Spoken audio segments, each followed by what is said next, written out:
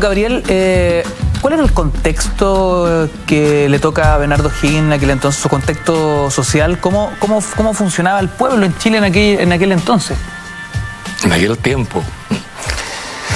Bueno, fundamentalmente a través de pueblos o comunidades locales que estaban distribuidos a todo lo largo del país. Había más o menos 50 pueblos, algunos más grandes que tenían cabildo propio y reconocimiento oficial, otros más pequeños, y que estaban distanciados por 30, 40, 50 kilómetros uno del otro, por tanto no había mucha posibilidad de unirse unos con otros, no habían caminos, no habían sistemas de comunicación, entonces vivían muy autorreferidos.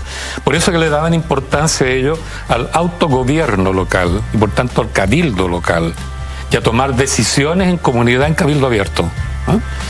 Santiago, cuando declaró la independencia, lo hizo en cabildo abierto. Es decir, la comunidad toma la decisión, la asamblea del pueblo toma la decisión. Pero ¿qué hizo Santiago? Ellos sabían que, aunque era la capital, habían 49 pueblos a lo largo del país, tan autónomos como Santiago. Entonces le enviaron una comunicación, una misiva, a cada uno de esos pueblos. Y cada uno de esos pueblos la leyó en asamblea abierta, en cabildo abierto. El pueblo votó de acuerdo todos, ¿no? Y todos de acuerdo con la independencia de Chile. Pero lo interesante es que cada pueblo tenía la costumbre de tomar decisiones por sí mismo, en asamblea abierta. Y después de tomar esta decisión, reconocer la independencia de Chile, al día siguiente de la mañana, un acción de gracias, un te deum. Dar acción, no tanto a Dios, porque cuando se practica la soberanía, es la soberanía la que se celebra a sí misma, bajo la forma de Dios. El te deum, por cierto, es un reconocimiento de un Dios que está arriba, pero fundamentalmente la soberanía que está abajo, ¿no? Y después, el mismo día siguiente, en la tarde, la mañana el te deum, en la tarde carnaval, porque el pueblo celebra sus decisiones, celebra su libertad, celebra su autonomía.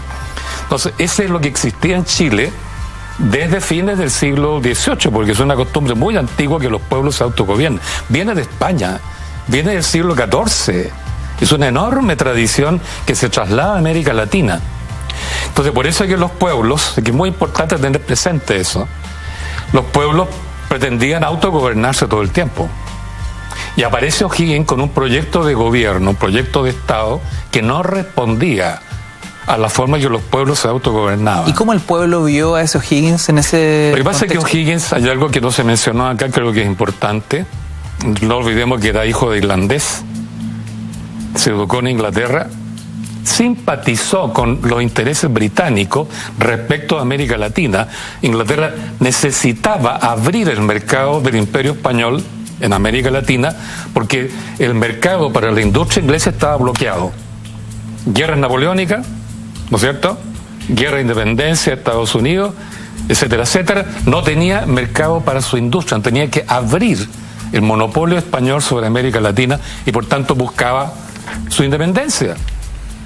Por eso es que en Inglaterra la corona británica amparó a los, comillas, revolucionarios hispanoamericanos. Miranda, O'Higgins, San Martín, otros, etcétera. Y ahí se concibió un proyecto de liberación de toda Hispanoamérica, se formó la logia lautarina, y la idea de fondo de estos señores era liberar toda América Latina y constituir una monarquía con todo el continente, capaz de hablar de tú a las monarquías europeas. Por eso San Martín y a O'Higgins no le interesaba una democracia republicana, sino una monarquía, sobre todo San Martín, ¿no?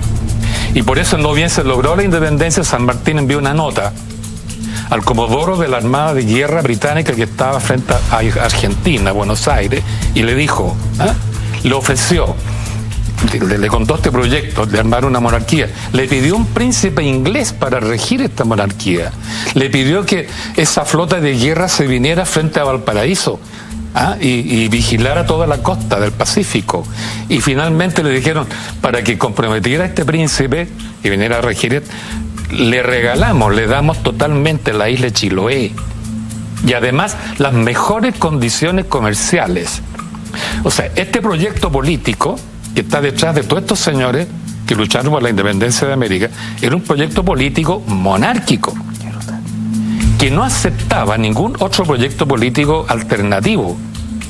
Y eso convirtió a O'Higgins, que fue nombrado director supremo, tal como los griegos, cuando se habían afligido, nombraban un dictador, que no era un dictador perverso, era el hombre más bueno de la polis, el más sabio, para que dictara la ley. Y en Chile, como no había constitución, entonces hubo que nombrar un señor de este tipo, y fue el director supremo. Por eso que se lo ofrecieron a San Martín, que era el verdadero general victorioso. O'Higgins no ganó ninguna batalla, porque el Roble se la ganó Freire, que bajó de las alturas con su caballería. Oiga, pero aquí nos mató Gabriel.